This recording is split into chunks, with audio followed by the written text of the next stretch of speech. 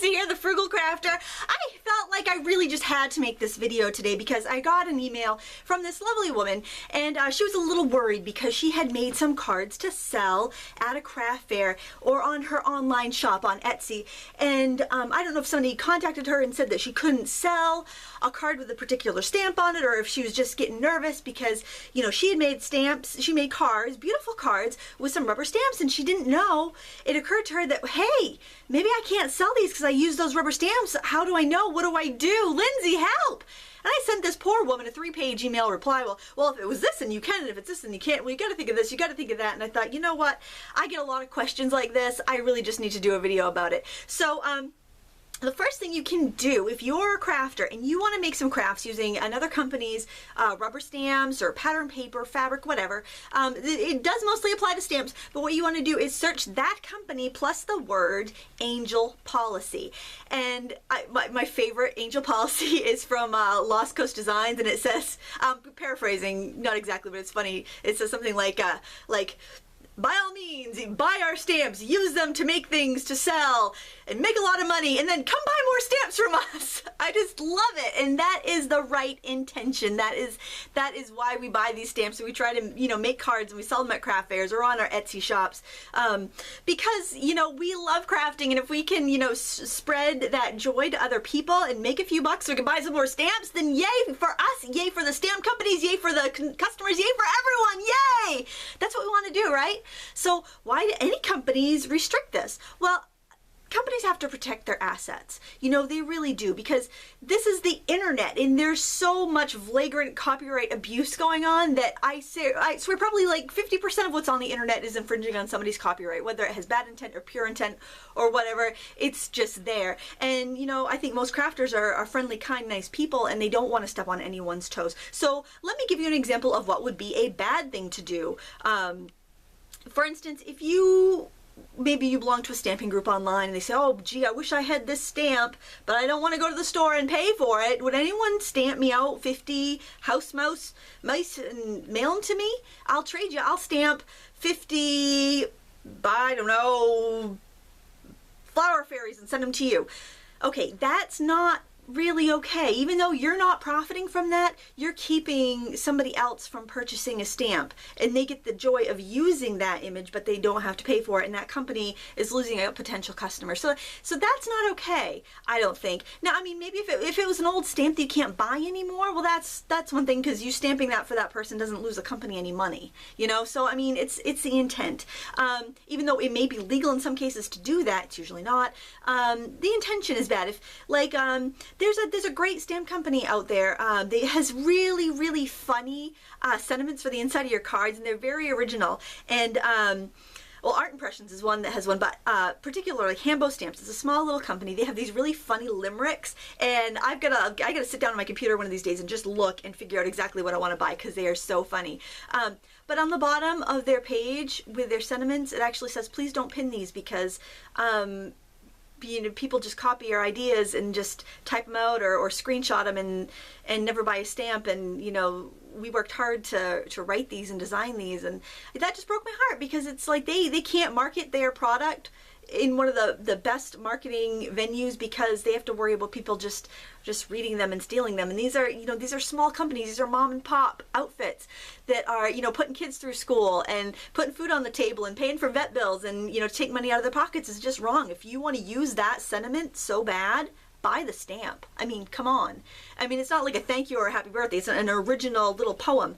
Buy it. It's like $3-4. I mean, come on, people. You know, the intention there. So if you went to your computer and you type that out and you put that on the inside of your card, you're taking money out of their pocket. Even if you don't sell that card, you're taking money out of that pocket, out of their pocket, because you didn't buy their stamp to use it. So please think about the intent when you're going to make a card, to sell a card. You know, that's what it comes down to in 9 out of 10 cases. So there are a lot of companies that have angel policies. They are also called angel companies. I have a list underneath to a very good list from about.com, the stamping forum. They have a list of 50 companies, I think, with angel policies. Sometimes companies change them there was an instance, I believe it was Penny Black, they had an angel policy, then they changed it because there was some abuse. People were selling just the stamped images on the internet and they wanted to protect themselves. And so they changed their policy, and a lot of people got very upset about that. And then I think they changed it back. You might have to write for permission. Some companies make you write for permission. The big companies usually are ones to do that.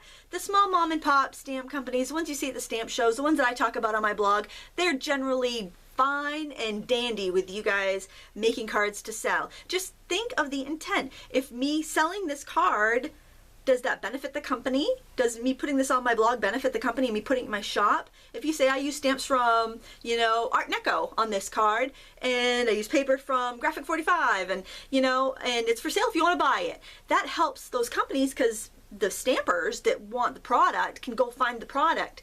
The people that just want to buy a pretty card, they'll buy the pretty card. And even sometimes stampers know, well, I like that card. I don't want to make that card, but I like that card. I like to buy that card and send it to my girlfriend. They can do that. So just think of the intent. The same thing with copying works of other artists. Now, I have no problem if you're on my blog and you see a card and you really love it and you have the supplies to duplicate it and you have a little card group that you meet, at your church, your adult ed or whatever, and you want to teach that card, you go right ahead and do it. That's fine by me. It's not fine by everybody. It's fine by me. But guess what? That card, if I use rubber stamps on it and pattern papers, technically I don't own the copyright on that. Even though it's my artwork, I own the copyright of the photograph I took of that artwork, but the actual artwork, it's derivative, meaning that came from somebody else's work. It came from that rubber stamp image. It came from that pattern paper. It's derivative. It's not an original piece of art. It's not like a painting. And you know what? Even if when I do a tutorial on one of my original paintings, I don't mind if you teach that to other people, but that's my personal copyright. If it was another instructor, you really need permission from them if you're going to go ahead and teach a class on that, or your adult ed or whatever. I don't have a problem with it, but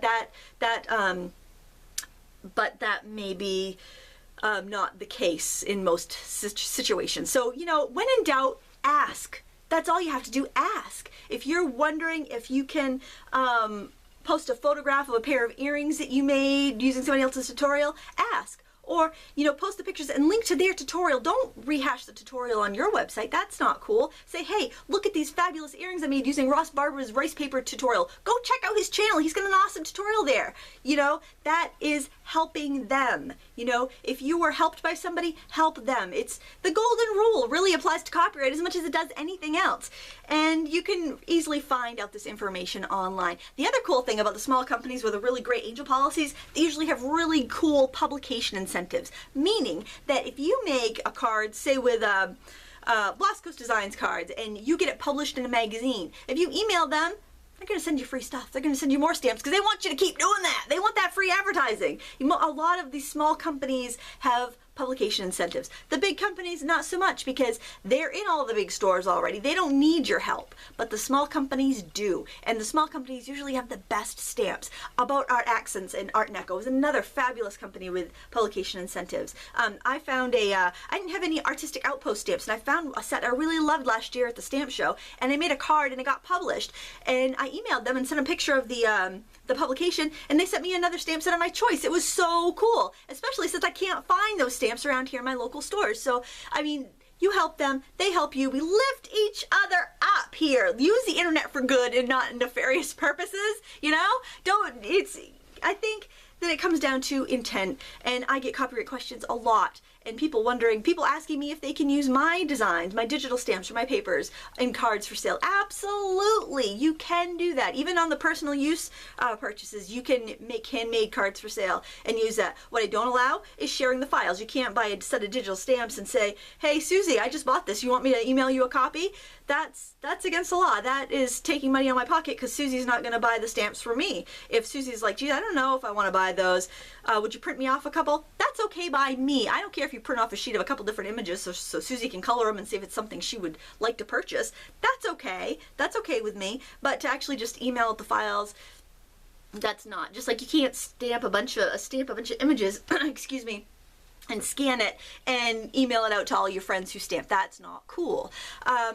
But there's also the when in doubt, ask. Like, I know a lot of us like to make our own background paper with our stamps and stencils and whatnot. Well, I made some paper once. It was Stamps by Rubber Cafe, and I was on the design team at the time, and I made cool dragonfly paper, and I thought, boy, this would be really nice to share as a freebie and promote those stamps. And so I emailed the owner, and she was a little hesitant at first, and but after she saw the paper, it was obvious that you couldn't extract any of the images out. You couldn't use the paper in place of buying a stamp because it was all different colors and it was overlaid with different images and stuff. So she approved it. So I asked. I didn't just go ahead, make that paper, scan it, and upload a high resolution file and, you know, assume it was all right. I asked. So don't assume if you see on somebody's blog that they've done that they don't have permission, or assume it's okay for you to do it too. No, you need to ask. I mean, and the worst somebody can say is no. It's better to know than to, you know, be asked to remove your artwork later. And that's pretty much what happens. Say if you do, because I mean, it is, you don't want to get in trouble. You don't want to use a stamp you shouldn't and post it online for sale, post a card online for sale and then get in trouble. You know, because you see all those,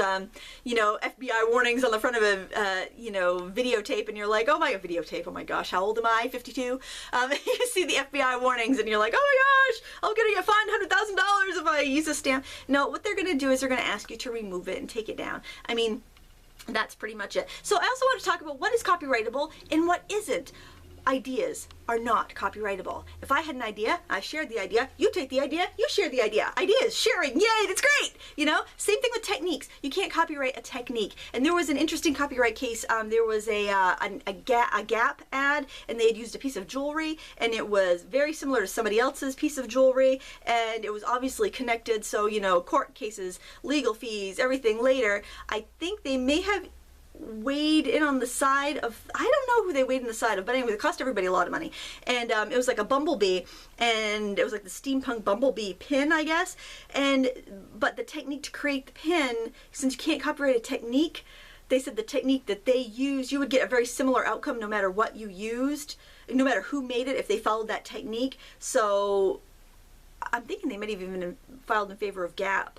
But because you can't copyright a technique, if your artwork will turn out the same no matter who uses this technique, then it may not even be copyrightable. So techniques are not copyrightable, ideas are not copyrightable, utilitarian objects are not copyrightable. So that's clothing and furniture. That's why you see so many knockoff designer clothes, so many knockoff pieces of furniture, like all the Ames chairs. It's because you can't copyright it. If it's utilitarian, you can't copyright it.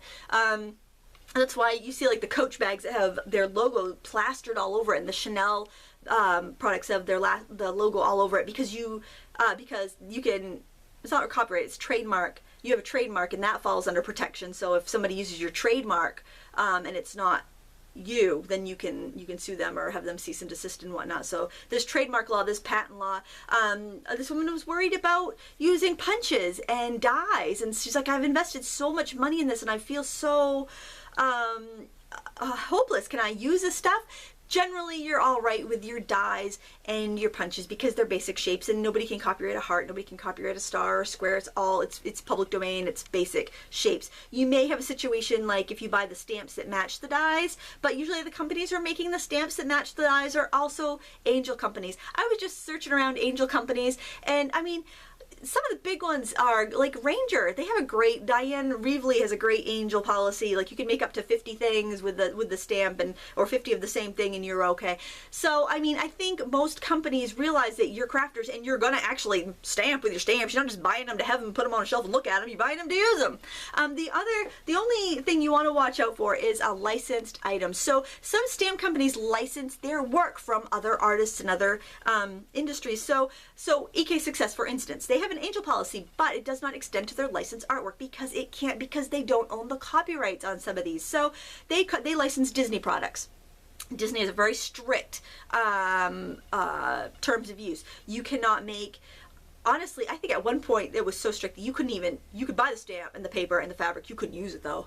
It was crazy. You couldn't use it for a gift. You couldn't use it for, like, you could make something for yourself, but you couldn't make a gift. You couldn't make, I mean, that's ridiculous.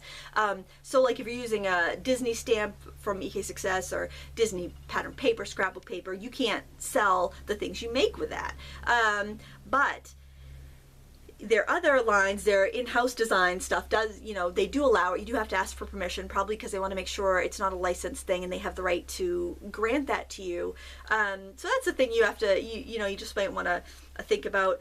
My stuff, it's absolutely okay to make handmade stuff if you're using any of the Lindsay Stamp Stuff line of products. And I do, some companies do license my work, and I'm still fine with it. I'm certainly not gonna, somebody making a card, God, we all have better things to do than to come down on people making cards. I have seen people, though, be listing like my clip, actually just taking my files and putting them up on 4Shared and stuff to give away, and that's a big aggravation, pain in the butt to go get them reported and taken down, but it happens. But you know, basically just think of the golden rule, think of the intent. Are you helping or hurting the stamp company? Support your local, small, or local, it's all local, it's big old world, the big old world of stamp companies, just give them a hug. Just, you know, support your small stamp companies, because they've been around for the long haul. They're not just jumping in on the trend. They're the ones that are going to support you and are going to be cool with, but they're going to offer you publication incentives. They're going to be cool with you using their work for handmade things for sale. And it boils down to the golden rule, and when in doubt, ask. I want to hear from you. Are you a stamp company? Are you a stamper, a crafter, an artist? Do you want to weigh in on this?